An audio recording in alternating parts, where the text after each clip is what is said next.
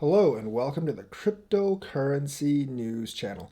I'm going to explain an impermanent loss a little bit more because I've mentioned it a couple times, but I think I might have misexplained it because I misunderstood it a little bit and what it actually entails. Some people are afraid they're going to lose their VET because VEX is going up. Now, that's actually not going to happen. Actually, the opposite actually happens. You would gain more VET because they have to adjust. And this is what I actually mean. When you actually stake and provide a liquidity pool, you need equal amounts of both coins. For instance, we're just going to use VEX VET for an example because that's the one I'm providing liquidity right now. So you need equal value in both coins. Right now, I think VEX is like $6 something. VET is 18 cents at the beginning of this video, I believe. So if you take, let's just say VET is 20 cents for an easier explanation. So VET is 20 cents, VEX is $6. So you need like 30 VET for each VEX, and that ratio needs to stay the same. Now, what happens if VEX goes up? Well, if VEX goes up, you don't have enough VET, right? So the automatic market maker and the balancer would actually sell your VEX for VET. So when you unstake, you would have less VEX but more VET. And since the VEX VET ratio is up, you would actually end up with more VET than you actually deposited. Because when I deposited, it was like 10-1. Now it's 30-1. So when they sell, I would get 3 times as much VET. Now that's pretty bad if you're trying to that's actually bad if you're trying to hoard up on VEX tokens because you're selling the VEX that you have staked for VET. So you would have much more VET than you started with, but much less VEX than you started with because the ratio's gone up so much. So I guess like an impermanent loss, you would say like I lost my VEX because of VET. For more VET. Now, just the opposite, what happens if the value of VEX goes down?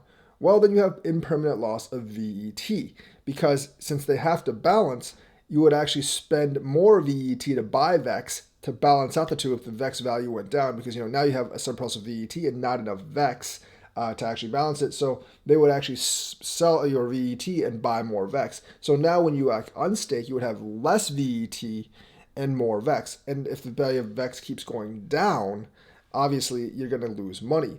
So right now, like in my situation, they had to sell, the AMM would actually have to sell the VEX to get more VET, but the price of VET is pretty much the same as it always was. So the staked value, my overall staked value is going up. Now, I would like them just to keep the same ratio, but that's not how liquidity providing actually works. So that's kind of like how impermanent loss kind of works, or how the AMM rebalances.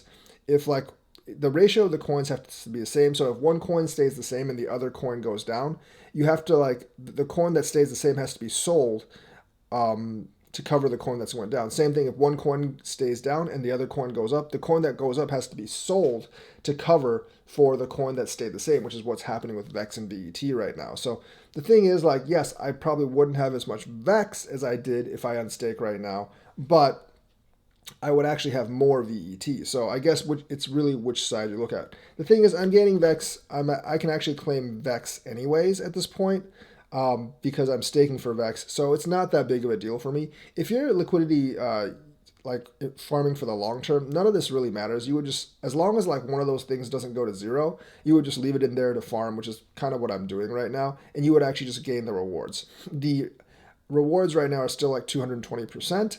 And I'm very, very happy with the rewards. I think I will be able to cover my VET entirely, probably within maybe 2-3 months.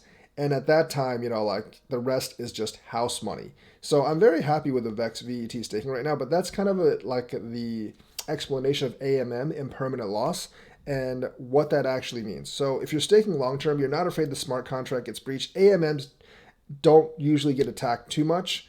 Or they're not successful in attacking automatic market makers all that much.